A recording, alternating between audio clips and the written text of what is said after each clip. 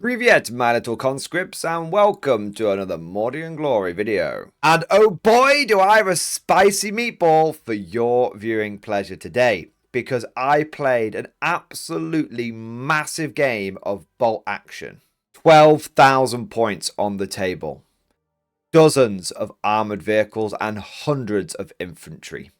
It was Soviets versus Germans. This is the Battle of Berlin.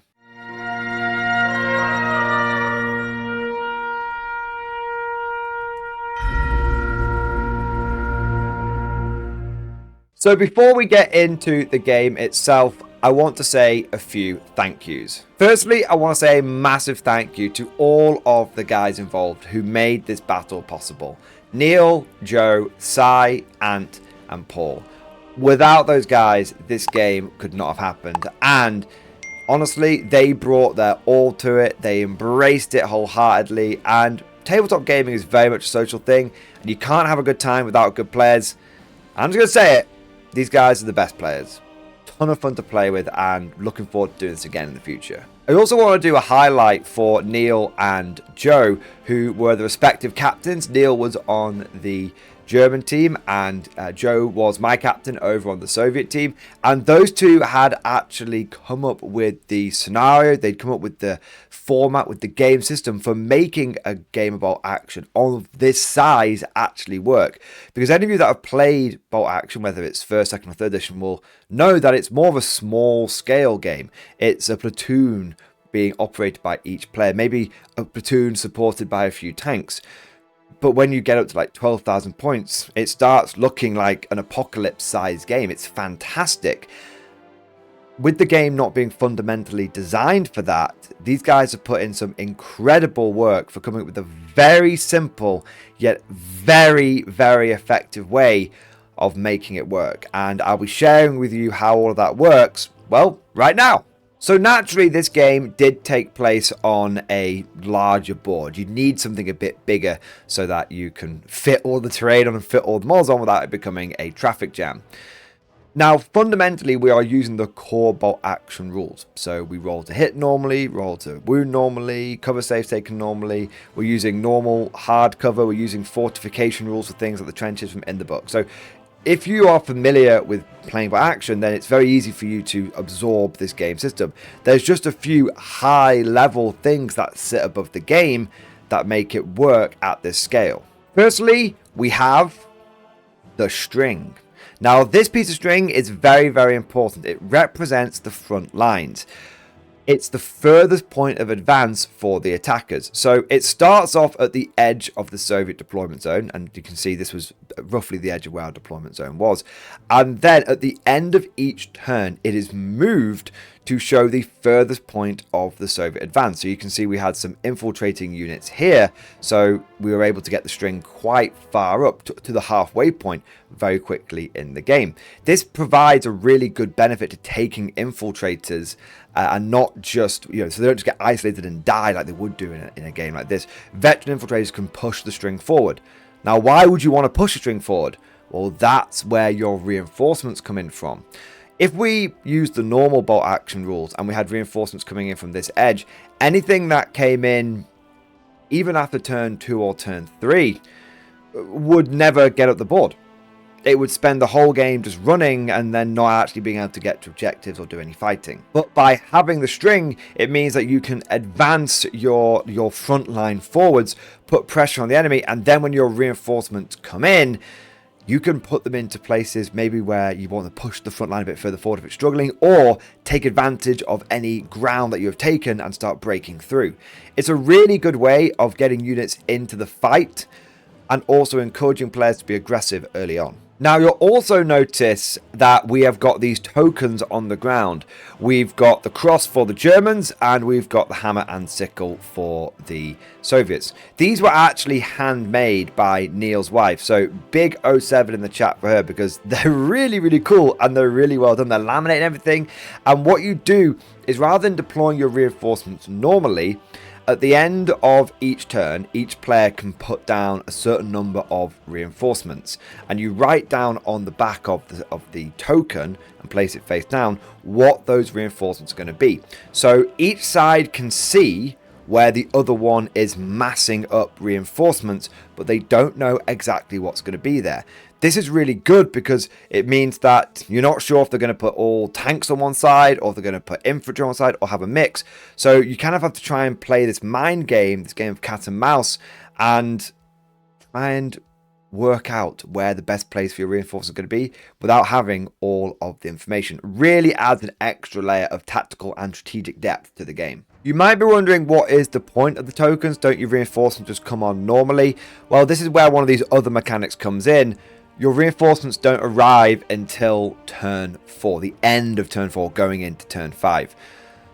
So essentially each player, each turn, is allowed to put down a certain number of tokens. It depends on how many units are in your army, which team you're on, all that kind of stuff. And you're able to put down a certain number of tokens. So this means at the end of turn 1, you put down a few. End of turn 2, you put down a few, so on and so forth.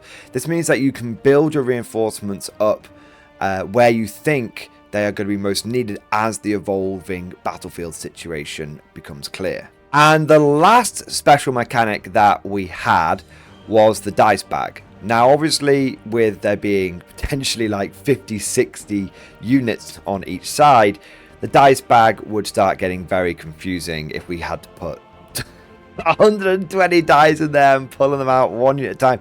That would take forever. People's dice would get mixed up. We wouldn't know whose dice was for whose units. It would be crazy. So what happens is, rather than putting a dice per unit for each player in the dice bag, you work out which player on each team has got the most dice on the battlefield to a maximum of 18. So let's say on the Soviet team we've got 3 players. One person's got 12 dice, 12 units on the field of battle at that time. Second player's got 15. The third player's got 17. The Soviet team would put 17 dice in the bag because the most dice from one of our players is 17. Same with the Germans. Let's say the most dice from one of their players is 15. They'd put 15 dice in the bag. Then what would happen is when you reach in and pull a dice out of the bag, let's say you pull a Soviet dice out, each Soviet player gets to activate 1 unit.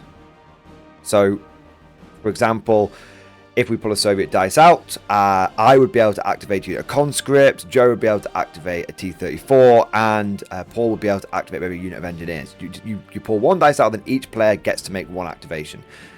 And of course, throughout the turn, some players are going to run out of dice first. That's fine, because then it just ends up with, at the end of the turn, there'll be a couple of units left over for one player who just needs to quickly move those around. So in our case, Paul had often the most dice. And so what would end up happening is we'd get to the end of a turn, the Germans would be out of dice, Soviets out of dice, and then Paul would have 1 or 2 units that you'd have to quickly move around. It made it really quick and really seamless. You might be wondering, how does like snap 2s and stuff work? Each player still has their own personal pool of dice. So there'd be, again, using Soviets example, there'd be 17 dice in the bag. If I had 15 dice in my army, we'd pull a Soviet dice out, we'd all get to activate. If I wanted to do a snap 2, I would use 1 dice from my personal pool, and then I'd activate, let's say, 2 other units at the same time for the snap 2. This would mean that I would run out of personal pool dice very early on, but we wouldn't be having to pull extra dice out of the bag for the Soviets, because it's just the maximum number of units we have in there would have been 17. That makes sense. So essentially there's a group pool that goes into the bag, and then snap 2s and stuff are done from a personal pool. And that's really it. That's all of the action mechanics. The piece of string, the reinforcement tokens, and the group pool. Other than that, it's a normal game about action, and let me tell you, it really works. Just having those 3 mechanics allows you to play games at this size very easily. And truly, I think you could scale these games up to be even bigger. I think you could have 20,000 points on a table, 5 players on each side, and it would run buttery smooth. That explains the high level stuff. Now let's get into the nitty gritty. What was the mission? What were both sides trying to achieve? The Soviets were on the attack. It's the Battle of Berlin. We're trying to crush the Germans. And there were 6 objectives that the Soviets had to take. Across the middle of the board, you'll see there's these 3 train carriages. Each one of those needed to be captured. However, they were wired with explosives and they were meant to represent water barrels. If the Soviets captured them and then didn't defuse them, they could explode, doing damage around the to units around, and maybe even flooding the various sectors of the board, making it difficult terrain. That would be obviously bad because it would slow the Soviet advance. But whether they were destroyed or not, capturing each one of those would yield 2 points to the Soviet team. There was then another set of objectives towards the back. You can just sort of see them poking out here. Segments of barrels. These were to represent ammo caches, fuel caches, and those were towards the back of the board. Each one of those was worth 3 points. So if the Germans lost the front objectives, but held all of the back objectives, they would still win because the Soviets have 6 points and the Germans would have 9 points. So the Soviets needed to not only capture a minimum of these 3, but we also needed to try and capture one of the back objectives as well. If that was done, then victory would be achieved. In terms of the points on both sides, there were 6,000 points for the Soviets, 2,000 per player, and there was about 5,250 on the German team. I think it was about 1,750 per player. There were no rules regarding units in terms of historical accuracy. If you had some late war stuff or some early war stuff mixed in, that was fine. The guiding rule was do your best to try and have your armies as appropriately themed as possible, but we're not going to exclude anyone from bringing any units, because at the end of the day, this is a rather unique situation, unique scenario, and not everyone's armies are going to be geared up to have the right units. So if you see something that you're like, oh, that wouldn't have been there in the Battle of Berlin, that's fine. It doesn't matter whatsoever. We were just trying to get, when I was on the Soviet side, we were just trying to get every tank we had into the field. There was also an element of don't try and cheese the scenario either. It would have been obviously very possible for the Germans to just go all veterans all the way, dig into cover, and just made it an absolute nightmare for us to try and dig them out. That would have been relatively unfun for both sides, I think. So what the German players did is they made sure they had a mix. They had some inexperienced shirkers on the front lines, and then there were some very elite fanatical SS units as well, and Fallschirmjäger and stuff like that. So there really was a true mix of quality over on the German side, and likewise on the Soviet side. We had regulars, we had waves of conscripts, and we had veterans. But that's enough pre-game preamble. Let's get into the big battle. So it starts off with relatively few models on the board. There's just some initial German defenders manning the trench networks, and the Soviets start off with their artillery and with some veteran infantry on the board. We take a look at the left flank. You can see a unit of Soviet veteran scouts here. They are trying to make sure that string is getting pushed forward as far as possible. And opposite them is a unit of SS fanatics holding the trench.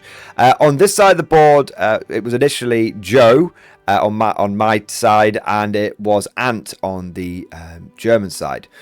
As there's also, we had some, these are Bren carriers, but they represented T-20 Cosmoplots, which they're basically the same thing. And we also had a BA-6 over here. So we had some light armor, some spotters in the forests, and some veterans pushing up on the left. The mid was pretty light for us. We just plonked down our 4 mortars, and we made sure we had spotters positioned at key locations on the middle, the left, and also there's some on the far right flank over here as well. So we can basically see all of the German front line and we can just start bombarding it. Facing off against us was 2 units of inexperienced German infantry. Finally, on the right flank, starting in our deployment zone, we had 2 units of Soviet infantry. This is a unit of engineers with a flamethrower, and then we had a unit of regulars with a couple of LMGs, and then pushing forward another unit of Soviet scouts.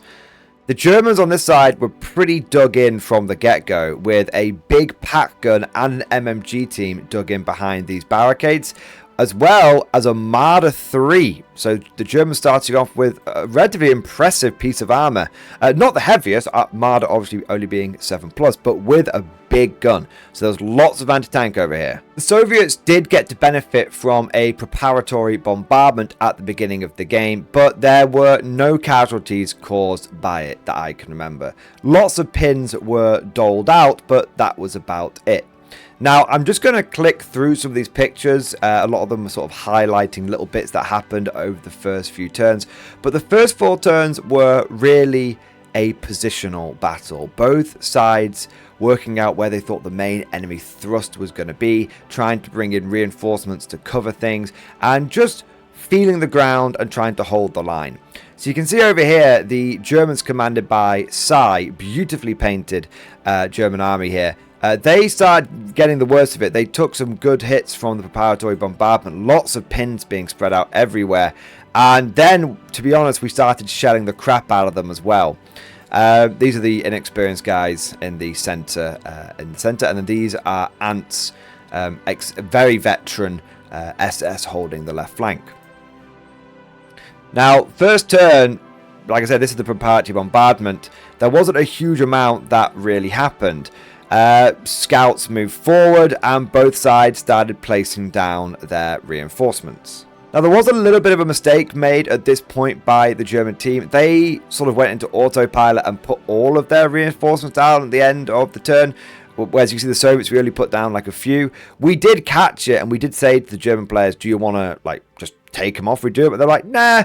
To be honest, they were like, we're probably going to end up here anyway. We've kind of planned out where our defense is going to be, and this is kind of what, like, where we want to end up. And so we're like, fair enough. Also, it kind of worked out quite well narratively, with the Germans being much more dug in statically. And it did give the Soviets a bit of an advantage, I won't lie, because it did mean that we knew where their concentration of reinforcements was going to be, and that helped us decide where we thought our reinforcements could go. Moving into the second turn, and you can see that the casualties are starting to be inflicted. All of these bits of fiery smoke represent the mortars coming in and absolutely pounding Sai's positions. His MMG team and his pack gun took furious damage, and actually I think we ended up killing the MMG team on turn 2 and started zoning in on the pack gun very effectively as well. As for the left flank, you can see that we're starting to stage our fast movers up behind the forest. We don't want them to get lit up by any machine gun fire or by any potential anti-tank. There is like potentially anti-tank lurking around here. We've got to be careful of the Marder threading the needle, firing shots across here as well. So we're just sort of staging up behind the forest and getting ready to start pushing forward, because we do have minefields to deal with. Minefield here, barbed wire, minefield here, tank traps, and these have got engineers in them. So we really want to be able to move up, clear out these obstacles, and then push into the city proper. We've got a few close-ups of where various units were here. You can see this is where the Bren carriers are. We've got some reinforcements coming in behind those carriers. You can see all of the mortars raining down on the MMG team. The Soviet scouts here start trying to cut through the barbed wire. Obviously, they're not engineers, so it will take them a little while. But the longer that they are there, just going down, the better they will get at cutting the wire. And here you can see we're starting to mass up reinforcements. We think that there's a lack of anti-tank over on this side. We're kind of hoping that there is anyway. And that the Germans are going to rely upon maybe the density of terrain to try and slow us down and traffic jammers. But we think that if we can start stacking up armor on the left, that will allow us to punch through and take one of those vital battlefield objectives. So pretty much all of these tokens that you see here end up being tanks or support for the tanks. And then we get to the end of turn 3. So didn't take too many action shots of turn 3 itself, but this is the situation at the end of it. So you can see over here on the right flank, pack gun is gone, the mortars are gone, and the Marder, we've started to range in on that and on the sniper as well. So what ended up happening here is the mortar died at the end of turn 2. In turn 3, the pack gun had taken a few pins. It ended up foobarring and panicking, and it broke and ran off the board. So that was a very lucky break for the Soviets over here, because between that pack gun and these minefields, this was a tough nut to crack.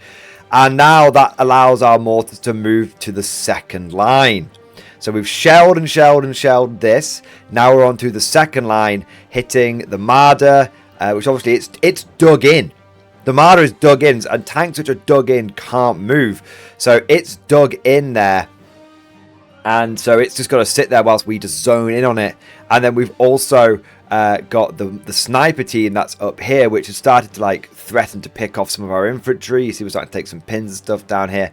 So it's tough. You know, we've cleared one line. The objective is in sight, but you can see the Germans are starting to stack up a lot of reinforcements. You can also see that we're getting a little bit of the horns, the buffalo style situation here, because we're not really pushing in the mid. We do put some reinforcements down there to try and bait the Germans to do the same thing. And as you can see, they do that. In fact, one of our units here is the ISU 152, and the plan was just to have that just lobbing shells into the infantry in here, into whatever reinforcements appear here. We're pretty confident there's going to be a tank there, but the idea is just to keep them busy, keep their heads down. And so what we're doing is we're all of these units here have got one objective: to take this, to clear this out.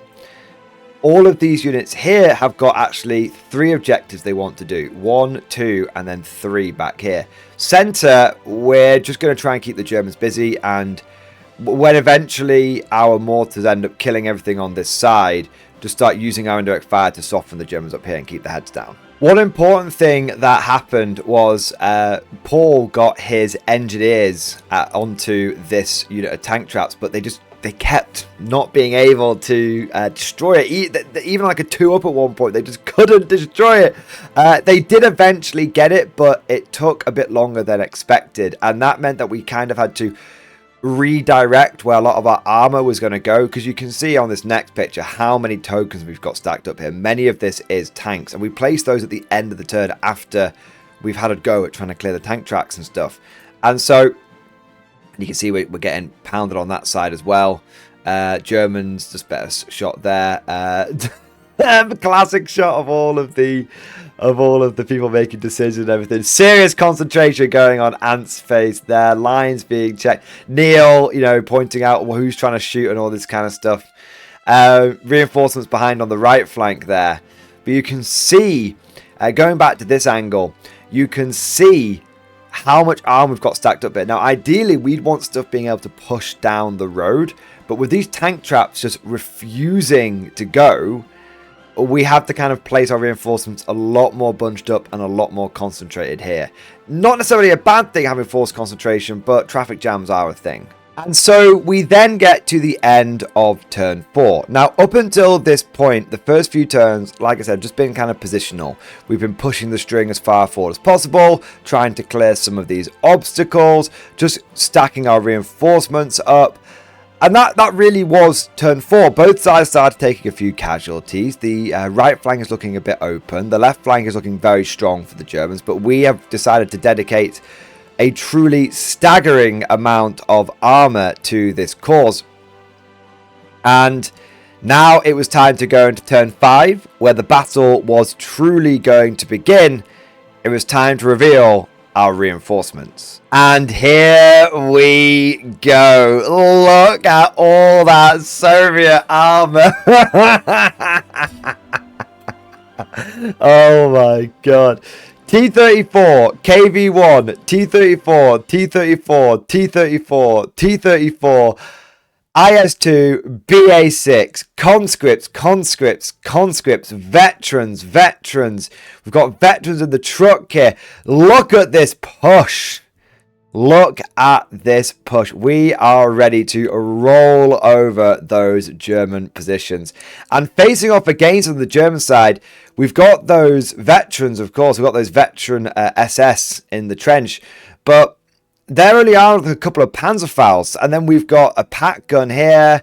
There's a mortar here. There's an officer here, mortar here. Basically, 2 thin lines of infantry stand between us and getting to our objective. But we do have to be careful, because back here, just poking out and covering the road, as well as being able to cover an angle across here, is the mighty Flak 88. So this obviously looks very good for the Soviets, but you have to bear in mind that most of our infantry down here are conscripts. Most of the Germans are fanatical veteran SS. So it's going to be very difficult for us to push through these, because just to give you an idea of what these fortifications do, these ones and these ones, as long as you don't move, you count as down, even without doing the down order. So you can stay up and fire and be in hard cover with the benefit of down, giving you a 2+ save. So this looks like an easy thing to push through, but there are Panzerfaust in these squads. There's a squad off camera just here that's got Panzerfaust. There's actually a surprising amount of Panzerfausts and anti-tank here, and this infantry is going to be quite tough. But when we saw this, we didn't really appreciate the Panzerfausts. Everyone's kind of dismissed them in 3rd edition because they're kind of expensive. We didn't really appreciate them, but a little bit of foreshadowing here. After this game, this push, I have a great appreciation for the Panzerfaust now. And just look at that action shot, boys. Charging forwards. Oh my god. All of my heavy armor was on this flank, boys. All 4 of my and my BA6, all of my armor was over here.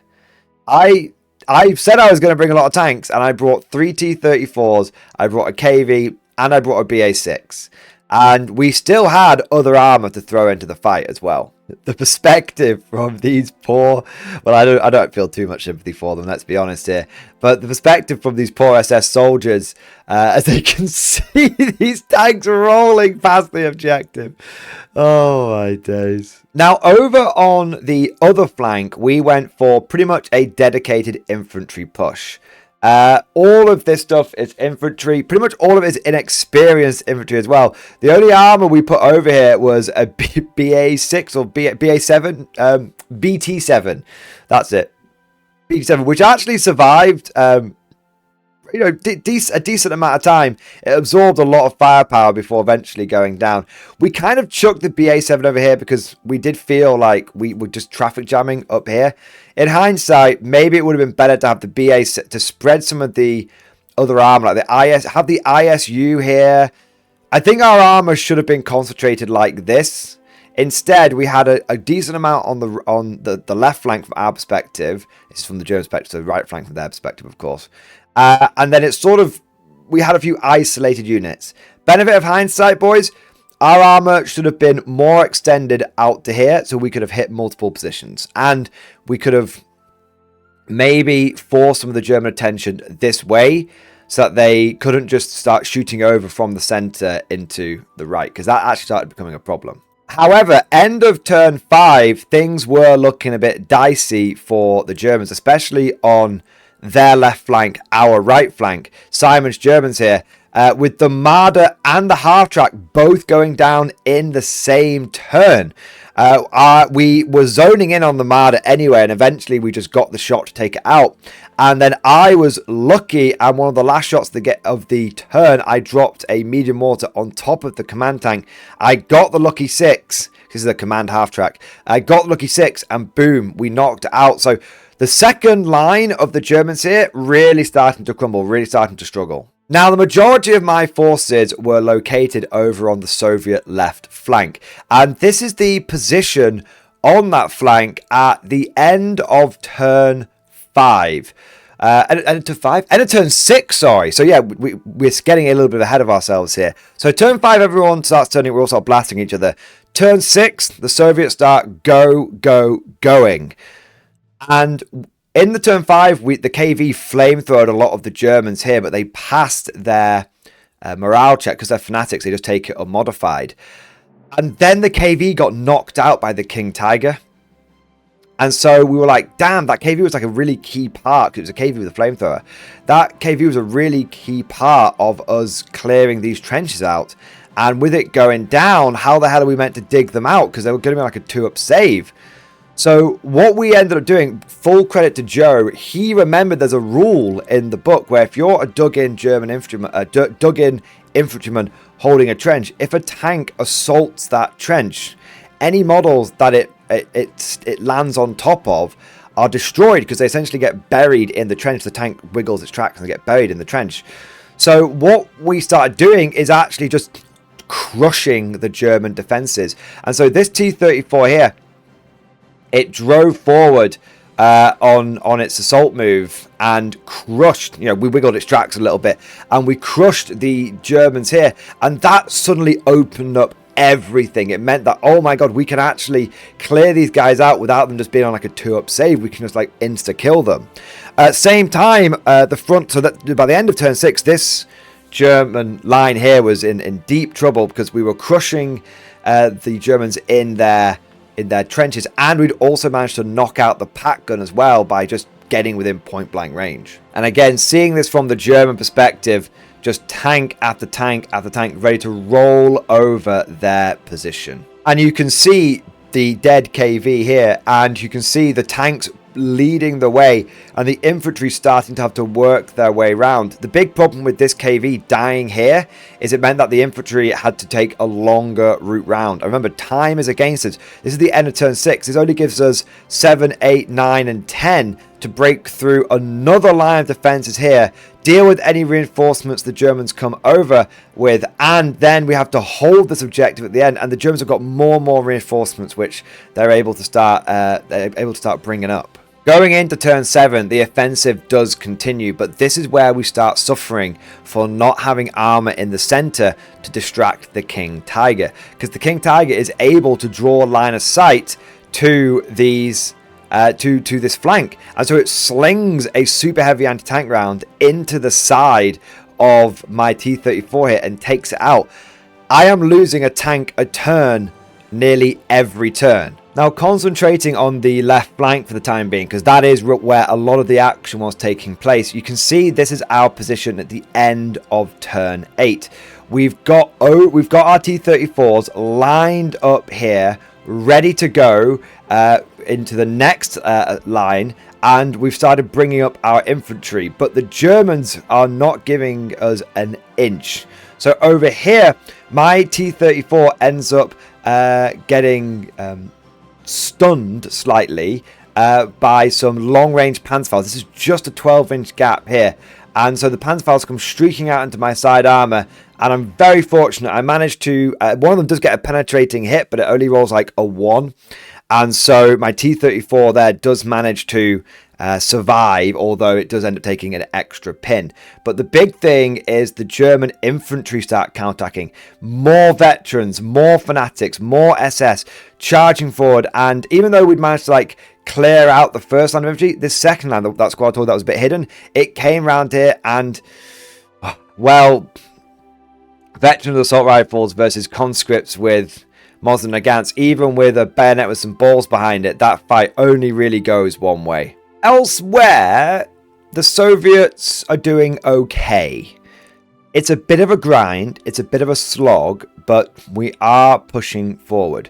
So you might have noticed a few more tokens coming down now. This is where our reserve force comes in. So 20% of our force was the scouting force, 50% of our force was our main army, and then we had our reserves, which came in, I think it was around turn 8, something like that, around turn 8. End of turn 8, I think we got some reserves coming in, just for like one last push kind of thing. And you can see our infantry here, even though they've been kind of at this point, the string is really struggling to advance because there's minefields and there's just we're getting sort of enfilading fire from this section here and from over here. And there's a King Tiger as well, and there's a pack gun back here, and there's a Panzer IV here. So our big conscript infantry push is starting to feel reminiscent of the Battle of the Fountain from Stalingrad, but it is grinding forward, and all these tokens here are more infantry. So we're like, look, if the infantry hasn't broken through yet, it's because we haven't applied enough infantry. So we threw more conscripts into the mix there. Like, we're mauling the Germans, but we're just struggling to take ground from the Germans on this flank. And as you can see, the centre, we're starting to try and do some stuff around here, but it's becoming a bit tricky. So we're doing fine here, but we're struggling to get past these objectives, whereas over on this flank, obviously you can see we're storming through. Got some close-ups of some of the German positions. The King Tiger came into existence here from the German main reserve. That was that was scary. There was actually a flak gun here, like a quad flak or a double flak. We were able to take that out in fairly short order thanks to all of the mortars concentrating on it. Just a slightly different perspective from the state of the board as we're entering into the final sort of moments. We've done the initial push. We've scouted forward. We're breaking through the lines. We've got about 2 or 3 turns to try and seal the deal. Our main focus now is to try and hold this objective, and push forward over here. That is our main thing. Just got a few more close-ups. You can see the infantry wave. It's starting to thin out. This pin starting to come into existence, but we've got more infantry coming up here. A lone German grenadier surviving some of the counter-Soviet firepower over on the left flank. And you can see we're us breaking through. That first line is completely crushed. We're ready to go into the second line soon. And then just an angle from the Stug Panzer Ace, who's just slinging high explosive shots into the infantry that are advancing forward. Some more. This is Simon's sort of artillery reserve. He's got an officer here. And he's got 2 mortars just counter. As our infantry are pushing forward, he's bombarding them. Our mortars can't reach his mortars back here, so they kind of have their wicked way with us, unfortunately. And then a close-up of the pack gun. That's not a great... Let's see if we can flip that picture around. There you go. You can see, look, we're bringing our infantry up. We're bringing it up. The Germans charged in here, dealt with the conscripts, and then we counter-attacked them with these units, a regular unit and a veteran unit, and we were able to drive them off. That's why there's that lone ranger we saw before. I think there's just a few. Now we get to the, beginning, end of turn 8, going into turn 9, turn 10. Here we are. So this is our reinforcing infantry wave over on the right flank. You can see we've brought in another unit of conscripts. We've got a couple of officers here. We've got some more. You can't quite see them, but behind my face, we've got another wave of conscripts down here. We actually brought a pinch of armor over here as well, the T-26. This was a little bit of a throwaway unit. It didn't actually ever get taken out by the Stug, which is fine, but we were kind of hoping that the Stug would start targeting it to try and get rid of it. And it actually did work. The Stug stopped slinging high explosive rounds into the infantry and started trying to kill the T-26, but it was protected by the spirit of Joseph Stalin's mustache, pure selenium, and the T-26 never went down. It just kept bouncing them shots. Simon kept rolling 1s on the bloody vehicle damage chart. So T-26 did its job and allowed us finally some respite on our infantry, so we can push forward and start trying to get past the objective. Because what we want to do is get past the objective so we can then get into the infantry back here. Just look at that action shot, boys. Some crazy third line reserve T-26 been thrown into the Battle of Berlin and conscripts charging along beside it. Just doing what they can to try and punish the fascists. Their land, their blood. And you can see here we've got more reinforcements coming in. Another wave of conscripts, anti-tank rifles, loads of weapon teams back here. I've thrown these conscripts into a slightly more central position because they can obviously break this way and link it with these conscripts to get to the water cart. But also they can go into the centre and start keeping those guys busy as well. But time is running out for the Soviet Union. We have only got turn 9 and turn 10 left to try and take this objective. And so we launch a full Soviet armoured thrust. 4 T-34s, 385s, 176, all initiate a tank assault at the same time, because we get the first dice of turn 9. We've got 2 command tanks here, one here and one here, and we've got 2 of my regular tanks here.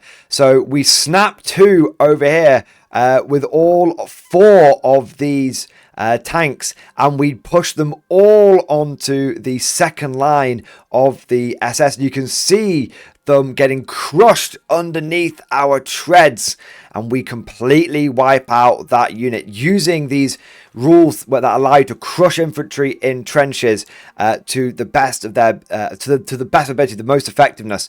But it didn't all go our way. My second to last T-34 did die on the way in, because the Germans got to do a stand and shoot. They got to do a reaction fire. They had 2 Panzerfausts in there. I thought I should be able to handle it. I was not able to handle it. 1 Panzerfaust hit, 1 Panzerfaust missed. The one that hit got like a big pen on the front armor, I think. Ant rolled a 6, so that ended up being a 12. So it was a pen plus 3 over my front armor. I failed. I didn't even have a cover save, man. It was just a straight shot out in the open there, and it just completely popped the top off. So I'm down to 1 tank on this flank, boys. I have been losing my tanks with alarming regularity, but very thematically, it was very much the case that the Soviet Union pushed loads and loads of armor into Berlin, and the Panzerfaust, teams of German infantry armed with Panzerfaust reaped a bloody tally. And so not only is this very epic, not only is it very cool, but it's actually quite historically representative as well. Now, we were careful because we obviously didn't want to scratch Ant's models, but we did think it was cool having a picture like that of all of his guys getting crushed underneath the tanks. And there is something beautiful to behold about the sight of a full wave of T-34s just crashing through the enemy defenses. Brutal stuff. I just want to say, big shout out to Ant. He took it like a champ. Obviously, it's quite difficult being on the receiving end of all of this armor, but he did his job. He held the line, he kept slowing us down, he kept knocking out tanks. That's all he needed to do. You can see all the Soviet tank turrets flying into the air, as they are wont to do.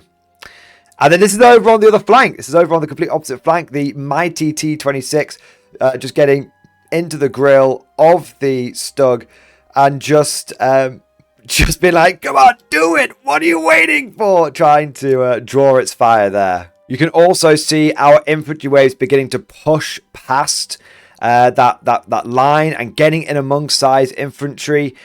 We actually shot the crap out of them, and then I bayonet charged the last few and was able to kill them. So there's very little on this second line on the right flank now, and it looks like we've got this in the bag. To solidify our position even more, we actually, as part of our final reserve, brought forward 2 Su-76s on the right flank. Up until this point, the only armor that flank had been a BT-7, which had got popped pretty quickly, and a T-26. But we thought, you know what?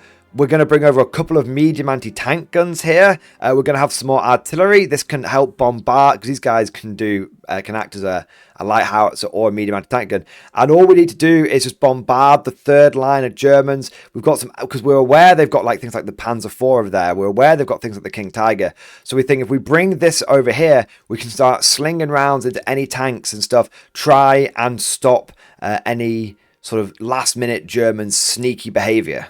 And we even start pressing in the middle as well. This is a unit of inexperienced Germans which have been hosing us down with machine guns. And my conscripts storm forward, get into point blank range, and start pouring fire into them. And we outnumber them. We're the same quality. So we are, in the final turn or two of the game, we are hitting the Germans everywhere that we can. We are trying to keep them off balance. We are trying to distract them. It really does look like the Soviets are in a very, very strong position after wading forward, struggling forward for turn after turn, we are starting to get in amongst the Germans. The Germans do a fantastic counter push. Another veteran unit, a veteran SS unit that's been held in reserve up to this point. You've got to understand that all of the stuff that was in Simon's army that was on the front line was regular. All the stuff that was in the middle was inexperienced. They've been keeping their veterans back for an expertly timed counterattack like this, and it's really making us work for it. These guys come storming in, they start messing us up, they're behind the barbed wire, so that makes it harder for us to actually counterpunch them. It's every side is throwing everything they can into this, but the Soviets, at this point, we're feeling very confident. We've got all three objectives in the middle locked down, and we have got a straight shot to the final objective over on the left flank. It's looking good. Here you can see the state of the board at the end of turn 9. You can see the German King Tiger has started to come forward. It wasn't actually dug in here because it didn't start the game in there.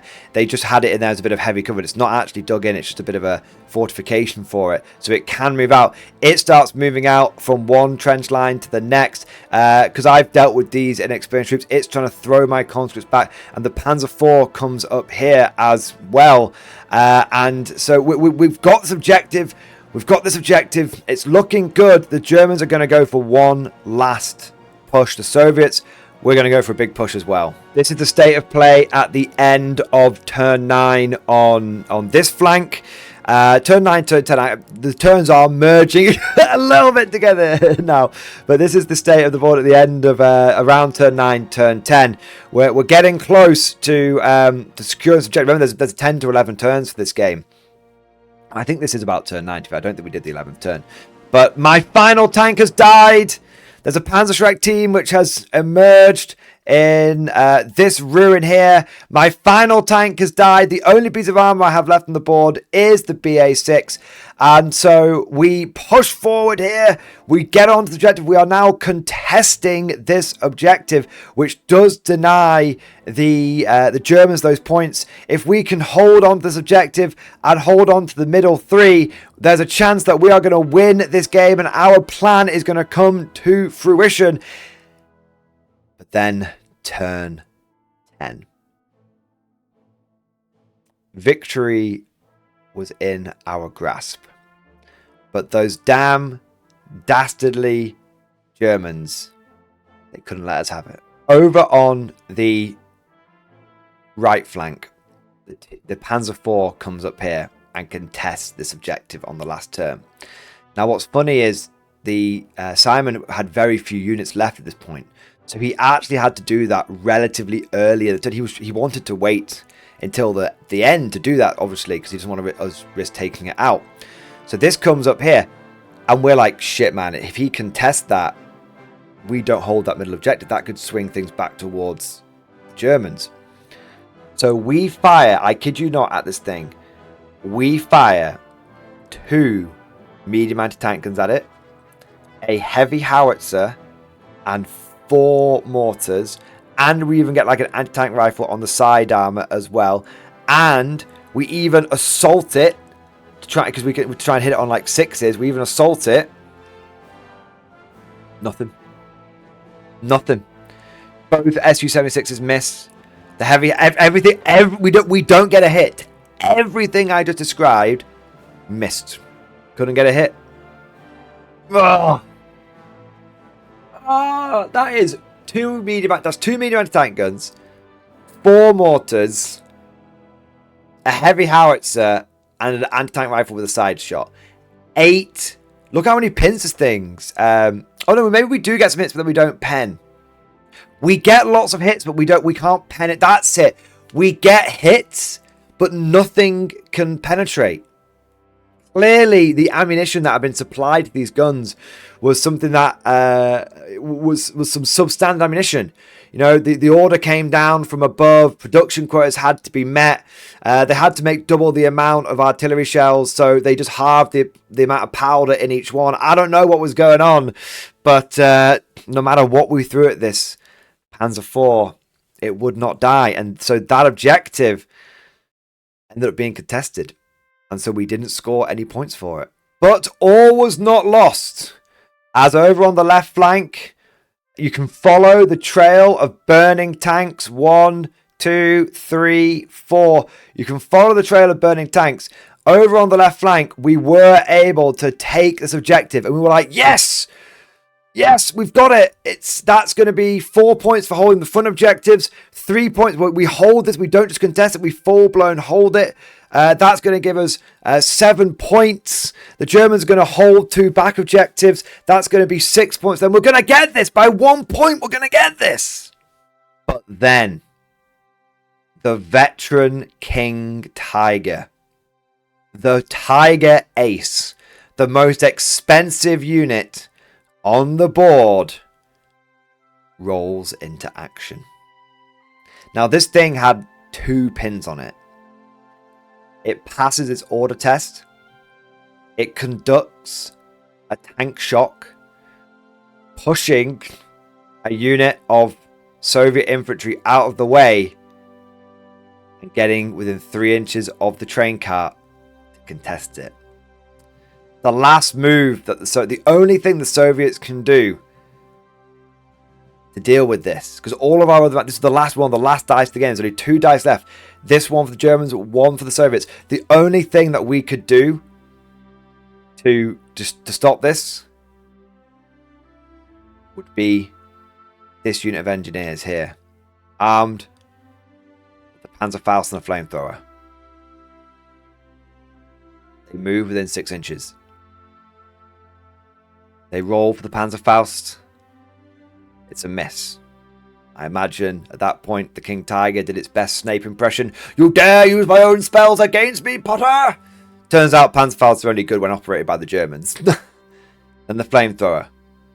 All we needed was a 3. We get a 3. We can stack on. This thing's still got a pin on it. We get a 3. We will do an average of 3 more pins this thing. It will be at leadership 6, and it will then have to take a panic test, which could wipe it out. All we need to do is get that hit, and we roll a big, fat, stinky 1. And not only that, but afterwards, to rub salt in the wound, we roll a 1 for fuel. So it turns out that this flamethrower, which had been huffed all the way up the board from pretty much the beginning of the game, never had any fuel in it to begin with. Again, I am blaming goddamn Soviet logistics here. They were like, here's flamethrower, comrade, but there's no fuel. Fuel comes later. Fuel comes later. The order says to assign you flamethrower, not to assign you flamethrower and fuel. And so, with the King Tiger conducting its fantastic, almost last dice of the game maneuver, it means that we hold 1 train cart, the one on the left flank, and we hold the German objective on the left flank, giving us 5 points. But the Germans hold 2 backfield objectives, giving them 6 points, and the other 2 midfield objectives are contested, leading to a very close, but very well deserved German victory. And with that epic climactic conclusion, the game did come to an end. Very well played to both sides. It really did feel like the momentum was on the Soviet side for a lot of that game. And I think that our plan went reasonably well. If you look at what we tried to do, we wanted to get to one of the backfield objectives, and we absolutely tried that, and we absolutely achieved that as well. In terms of orders, we were told to break through. We broke through. But I think what we took for granted, full disclosure, full honesty, no point in trying to sugarcoat this. I think we took for granted that we would hold the middle objectives, and it took us too long to really appreciate that a tank could go 18 inches and contest an objective. We didn't, because all of our armor was over here, our anti-tank was severely limited on the other side of the board. I think, and there was a bit of a traffic jam over here. The IS-2, there was a couple of turns where the IS-2 couldn't fire. One of the T-34s couldn't fire. My BA6 basically didn't fire the entire game. There was another BA6. We did try a Hail Mary, by the way, going 48 inches down the road with this BA6 here, but we couldn't quite get onto this objective because we couldn't contested it. Didn't quite get that, unfortunately. But I think if we'd brought the ISU, one T70, the ISU and the T3476, and had both BA6s here, and then we'd had the BT7, the T26, the ISU 152, and the SU76s. I think if we'd had all of our armor here, rather than like 70% of it here, 15% here, 15% here, I think if we'd actually had a concentrated front, we could have stopped that Tiger push. Yeah. We got a little tunnel visioned here. The Germans played it perfectly. I think they held and held and held. And you could see there were several times when they launched perfect counterattacks. When they had the German squad back here, which pushed in, which then delayed us for a turn over here, knocking out one of my conscript squads, blocking the entrance here with the KV. Bringing over supporting fire from the King Tiger to stop another T-34 there. The push from the veterans here, I think, really, which concentrated us on them so much that it meant the Panzer IV could go through and do its thing. And then, of course, the King Tiger just going and just going straight for it. Yeah, I think the Germans, they had a very, very good defensive plan. The Soviet plan was sledgehammer. The German plan was definitely based around well-timed counter-attacks.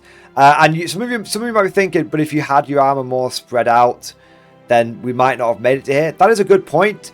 But I think what's important to note is that we actually lost 2 tanks here. 2 important tanks, the KV and a T-34-85, to the King Tiger, just slinging shots over. If the King Tiger had been occupied, because there was Su-76s slamming shots into it, there was an ISU slamming shots into it, I think if the King Tiger had been occupied, then the KV and the T-34 here would have lived, which would have meant that we wouldn't have needed the ISU and stuff to follow up and be part of a second wave of tanks. So, lesson learned. Too much armor concentrated in one spot. Spread the armor out a little bit. Draw the attention away. And that way we may have even been able to move our armor up and made a line of tanks towards the end of the game, stopping this push here. But by having all of our tanks here, it severely limited our anti-tank elsewhere. And if you look, after we took out with the mortars, the armor that realistically could die to mortars, none of the German armor really took any punishment. Although it's important to not over-exaggerate. I think we were very unlucky not to get that Panzer III. I think 2 medium anti-tank guns and a heavy howitzer should have probably got it. The fact that we then had 4 medium mortars on top of that and an anti-tank rifle, yeah, we're needing 6s to pen followed by 6s to set the thing on fire, but with the number of pins that we were stacking on this thing, it probably would have gone. But that is the way the cookie crumbles, and lessons learned for next time. One last thing to say, because we've talked about tactics there. Lessons learned in terms of the mission. I think considering the size of the board, I do think that the objectives being this far back was a very difficult goal for the Soviets. If you bear in mind the fact that if even the Soviets take all 3 of these objectives, we can't win the game. It makes it somewhat easier for the Germans to just be like, well, we'll just sit back and hold these 3. Now they didn't, and because we've kind of forced their hand here, they did have to come after the middle. So maybe what I'm saying is a bit moot. But I think we would have had a slightly better chance if the objectives, maybe rather than being here, had been here. It would have taken us 1 less turn to get there, which might have enabled us to spread our armor out a bit more without risking diluting it. Because I think it's a bit of a catch-22. Because if we don't put all of our armor here and we do spread it out, there's a chance that against those Panzerfaust we just can't break through. So I would say lessons learned for improving the scenario next time. These things should be somewhat more in the middle of the German line, not the back, not the rear area. But hey, even with all that said, we did push through. We did take one of those objectives, and we did do it at great cost. It actually, I think it cost us 5 Soviet tanks, 4 or 5 Soviet tanks, to get that objective over on the Soviet left flank. In terms of armor casualties, the Soviets took horrendous casualties. The BT-7 went down, the KV-1 went down, all 3 of my T-34s went down. We also, I think, we lost another vehicle somewhere as well. Pretty certain. Oh, one of the other tanks was basically knocked out. It was immobilized and then like turret jammed and everything. So you could easily say 6 Soviet vehicles knocked out of action. The Germans only lost 2. They only lost the Marder and they lost 3. So the Germans lost the Marder and they lost the 2 half tracks here. So yeah, but I suppose the Germans didn't have as many tanks. When you think about it, the total German tanks were a Stug, a Panzer IV, a Marder, and a King Tiger. Everything else was transports and infantry. So the Germans did not bring a lot of armor, and the Soviets brought... How many pieces did the Germans have then? If we include all transports, they had 2 Hanemags, a truck, Panzer IV, Marder, Stug, King Tiger. 7 vehicles on the board. And they had a bike. They had a bike. 8 vehicles on the board, counting everything. The Soviets had... Well, I brought 5. And then we had another BA-6, an ISU, an IS-2, 2 Su-76s, the BT-7, the T-26, T-34 76, and then we had 2 Cosmoplots, and we had 2 trucks. Well, 17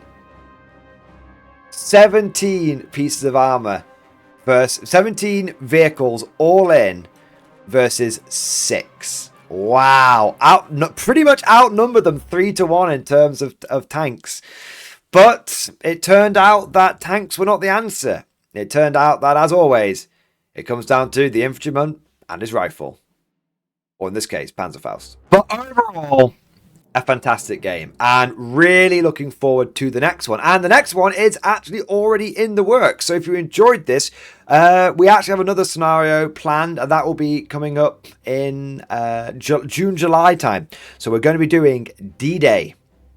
It will be D-Day. It's going to be a 2-dayer this time. Friday is going to be the power drops. Friday evening is going to be power drops. And then Saturday is going to be the beaches. And I'm going to be on the German team. The German team has been almost the same people both times. They've been very much on the defensive, sort of sat there as getting pounded by the Soviets. So a couple of the German players have said, whilst they enjoy that, they do want to mix things up a little bit. So I'm going to be swapping with Sai, and so Simon is going to be going onto the Allied team, and I will be on the Germans. Commanding, I believe, the 352nd Infantry Division, as well as the 6th Fallschirmjäger and Panzer. So you can expect to see lots of green grenadiers in my army, and lots of late war armor as well, because honestly, I don't care if tanks aren't as effective as infantry in this game. I'm going to use a lot of tanks. That just about wraps it up. Let us know what you think down in the comment section below. Did you enjoy this battle, and what do you think I should include in my army for the D-Day scenario? If you did enjoy today's video, don't forget to go ahead and smash that like button. Doing these big games and making these videos requires a lot of time, a lot of resources, and so by simply liking it, subscribing to the channel, all of that good stuff. It boosts the video with the YouTube algorithm. It helps it get more coverage. That helps it get more views. And that way we can do more content like this. That's all for now. Thank you for watching. And of course, as always, I'll see you guys next time. Would you like to know more? If so, then please consider becoming a channel member or patron. By supporting the channel, not only will you be doing your part, but you'll also be helping me create more content for your viewing pleasure and unlocking a whole host of perks. You get everything from a badge next to your name, custom emojis, but the big one is access to the Mordian Glory Discord server, an online community with almost 2,500 active members. It's always popping off in the MG Discord. We've got channels for army lists, hobbying, tactics, stories, and even a pretty spicy meme section as well. For all you greenhorns that wanted to see the Mordian glory hole, today is your lucky day.